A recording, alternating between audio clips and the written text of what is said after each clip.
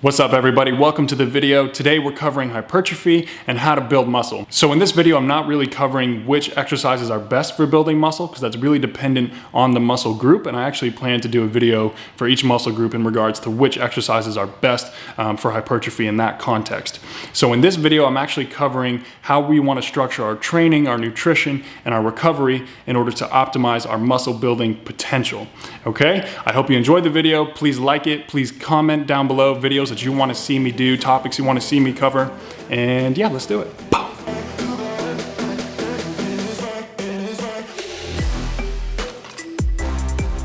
Okay, so if we're talking about hypertrophy and how to build muscle, we should really start by talking about training, and more specifically weight training. So when we're talking about training, we should start by talking about the element of training that is likely most associated with building muscle and with hypertrophy. Okay, and that element is volume. So what is volume? Volume is just essentially the amount of work that we're doing during our training sessions. Okay, and so that's really calculated through the weight that we're using, and then the amount of reps and the amount of sets that we're doing during our training sessions as well.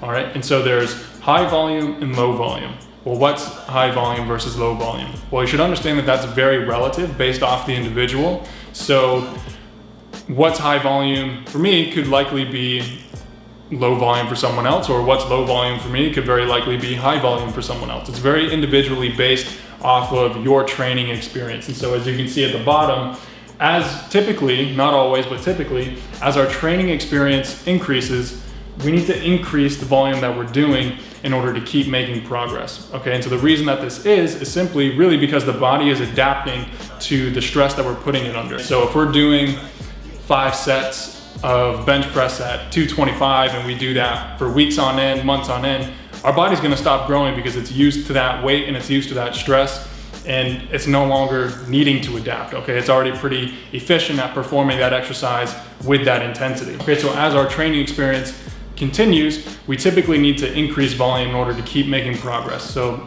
again, referencing the bench press, if we're doing 5 sets of 5 reps at 225, eventually what we're going to want to see, if we want to maintain that 5 sets with 5 reps, eventually we'd want to get to maybe 235, 245, 265, so on. Or we can incorporate more reps. So instead of going for 5 reps, we can now go for maybe 7, maybe 8.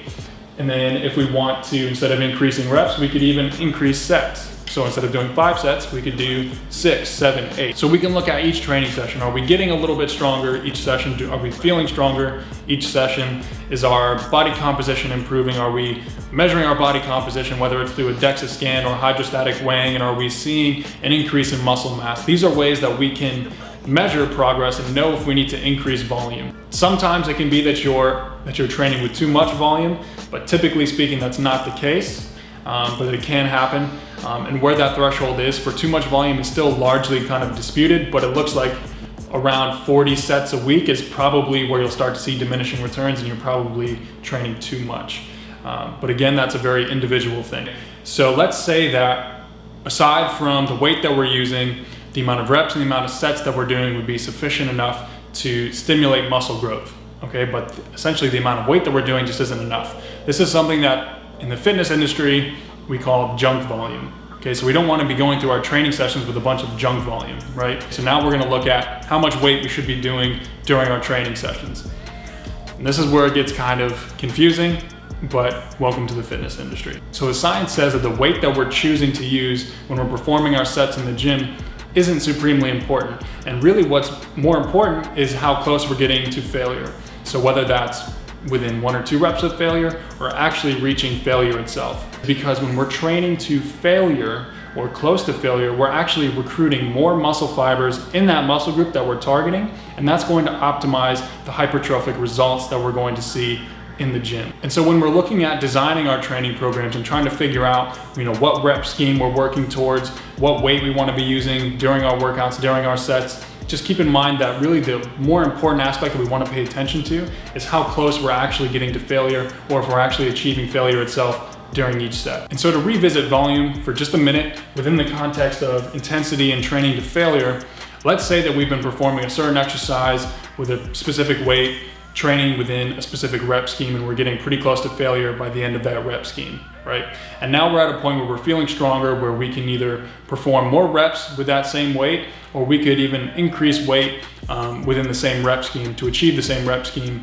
and achieve failure or close to failure within those reps, right? If we're looking at increasing volume, it's actually pretty simple. Like I just said, we can increase one of those two things. If we want to stick to the same rep scheme, say we're achieving 10 reps and we're getting close to failure at that 10 rep mark, we can, if we don't want to necessarily increase reps, we can increase weight and try to reach failure with the heavier weight at that 10 reps, or we can use the same weight and increase reps and now try to achieve failure at, say, 12 reps or close to failure at 12 reps.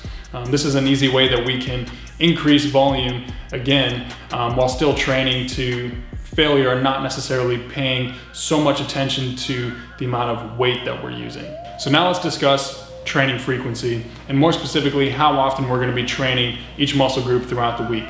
So while there's a lot of conflicting studies out there regarding training frequency for each muscle group throughout the week, there is more of a consensus leaning towards training multiple times throughout the week being more beneficial for hypertrophy and for strength as well. Now, what this optimal number of training sessions per week is seems to be somewhere between 2 and 3 training sessions per week for each muscle group.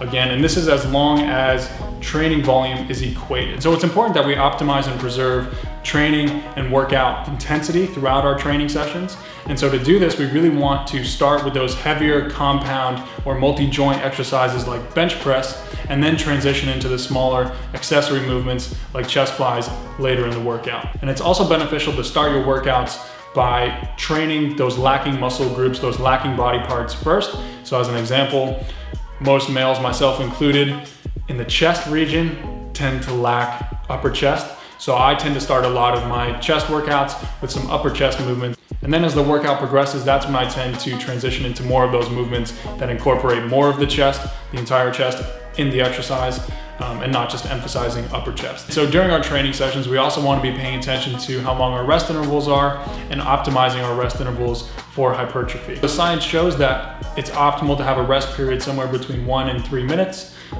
with more benefits being seen at the 3-minute rest mark versus the 1. Typically I aim for right around 2 minutes. And so how often do we really want to change up our training program? Well, this is going to be very much based off of the individual and how much progress they're still making with their current training routine. If I have someone who's been training with a specific program for 6 weeks and they're still making a lot of progress, they're still noticing changes in their physique, they're getting stronger in the gym, and they're not really bored of their program at this point, I might put them on that program for another 2 to 3 weeks and just reassess at that point and see if it's time to change then. But typically, if you're noticing that you're not really getting any stronger in your routine, in your workouts in the gym, if your physique isn't really changing, your body composition isn't really changing, and you're bored of your program at this point, those are pretty good indicators that it's time to change up your program.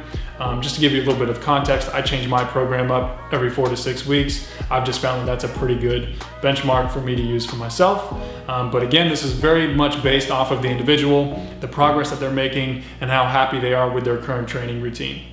Okay, so now that we've covered training in the context of hypertrophy and building muscle, there's really 2 other areas that we want to take a look at when it comes to, again, hypertrophy and building muscle. And those 2 areas are nutrition and recovery. And we're going to start by talking about nutrition. So when it comes to nutrition, there's really been this sort of long-standing lore, especially in the fitness industry and in bodybuilding in particular, that you really need to be at a significant caloric surplus in order to build muscle and to put on that extra size, that mass that we're looking for. But that's really just not the case. You don't necessarily need to be at a caloric surplus in order to put on muscle mass and in order to put on some size. You probably can get away with being at sort of your maintenance calories or at a caloric deficit and putting on some muscle mass to some degree. However, if you're really looking to maximize your potential and your ability to put on some size, to build that muscle and to see those hypertrophic results, you do really want to be at a caloric surplus to some degree. Now, that doesn't mean that the more calories you eat, the more muscle you're going to build necessarily. That might be true to some degree, but past a certain point, really all those extra calories are just going to be converted into fat into the body, essentially. And in the fitness industry, in bodybuilding, we call this spilling over. Okay, and so really we want to avoid that spilling over effect where, again, those calories are just being stored as fat. because that's just gonna make it harder down the road if you're trying to maintain a somewhat leaner physique, or if you plan to go on sort of that cycle where you're building muscle at some point and then during the year you want to be leaning out and sort of decreasing your calories.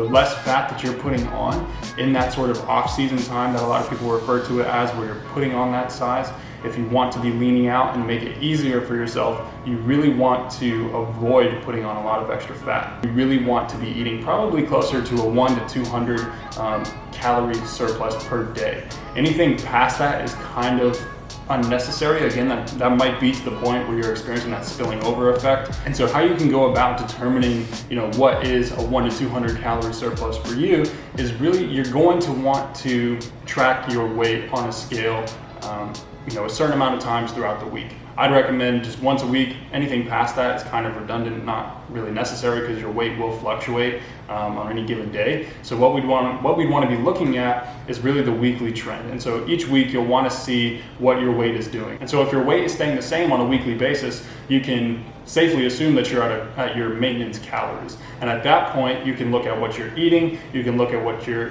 training regimen looks like. Maybe you're tracking how many calories you're burning in the gym. But at that point, you can look at adding 1 to 200 calories a day into your diet. And at that point, still tracking your weight. And if it's going up accordingly, based off of that math, again, you can safely assume that you're at a proper surplus. Again, avoiding that spilling over effect where you're eating 500 calories, 1,000 calories a day more than what your maintenance is really unnecessary at that point. So how much protein should we be taking in? Well, it seems that the recommended amount is right under a gram of protein per pound of body weight.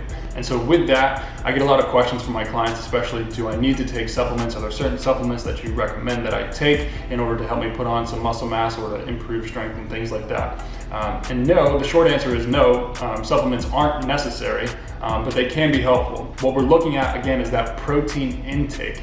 And having the appropriate protein intake. And so supplements can help us achieve that protein intake that we need on a daily basis. It's important to remember that supplements aren't meant to replace meals or replace whole foods, but instead they're meant to assist us, again, in achieving those macronutrient or nutrition goals that we have. And in doing so, that's when we're going to start seeing those results in the gym. So it is okay to supplement protein. I wouldn't rely on the supplement by any means, but again, if you're having maybe 1 to 2 servings of a protein supplement per day, that's probably okay. And that's something that can help you achieve that protein intake goal that you've set for yourself. That's going to help you either maintain your muscle mass during a diet, or in this case, building that muscle during your build phase. And sticking with supplements, there really aren't a lot of supplements that I like, simply because there's not a lot of evidence to suggest that they're really beneficial for us. However, creatine seems to be one of the few supplements that actually has evidence to support its beneficial effects time and time again. There's been countless studies on creatine, and for the most part, they're all pretty consistent in showing that creatine really is beneficial when it comes to improving strength, but also building muscle as well. So once we've established what we want our protein intake to look like and where we want those numbers to be, we can start taking a look at our carbohydrate and our fat intake. With these, we have a little more flexibility again. As long as calories and protein intake are sufficient and appropriate, we can be a little more flexible with those carbs and with those fats as far as what that breakdown looks like in our diet. However, there seems to be some evidence to suggest that carbohydrates are actually more beneficial for anaerobic forms of training, which is, again, the form of weight training that we'd be doing and when it comes to trying to put on some muscle mass. So for those reasons, it's probably more beneficial to have a higher carbohydrate diet versus a higher fat diet. But again, those differences are going to be a little more minuscule compared to, again, having the appropriate calorie intake and the appropriate protein intake on a daily basis as well. So now that we've covered training and nutrition, we want to really be talking about recovery now. Recovery is something, in my opinion, that is very overlooked by a lot of people that are very serious about making progress in the gym with their training, with their nutrition, whatever it is. And it's something that I've even overlooked myself from time to time, because I get in this mindset where I know where I am now, I know where I want to be, and if I take a day off, well, it's only going to slow me down. When in reality, it's just not the case. Our body does need to recover. Essentially, when we're in the gym, we're breaking down our muscles, we're kind of tearing them down, and then through our recovery, that's when our muscles are actually building back up, and that's when they're actually able to gain size. Also, if we're not recovering enough, then our training sessions are going to suffer because of it, and because of that, we're not going to be able to lift to our full potential, again, not necessarily being able to make the progress that we want, at least to our full potential, right? So when it comes to recovery, there's a few ways that we can really optimize recovery and make sure that we're doing everything that we can. And that's getting adequate sleep, making sure our nutrition is on point. And then there's other little things that we can do as well, things like, massage therapy. Massage therapy is really great, at least for sort of preventing that delayed onset muscle soreness, which is something, again, that can help us with our training sessions each week. Go back to the nutrition part of it. If our nutrition isn't where we want it to be, say we're not eating a sufficient, calorie intake on a daily basis, well then that's one way that we're really going to be hindering our progress, because again, we need sufficient protein and we need sufficient calories to recover completely from our training sessions. When our recovery is so insufficient, not only are we hindering our progress and increasing our risk for injury during our training sessions, but in some very extreme cases, people can actually develop rhabdomyolysis. And so essentially what that means is the muscles in the body are breaking down and releasing these toxic proteins into the bloodstream, which can then damage the kidneys.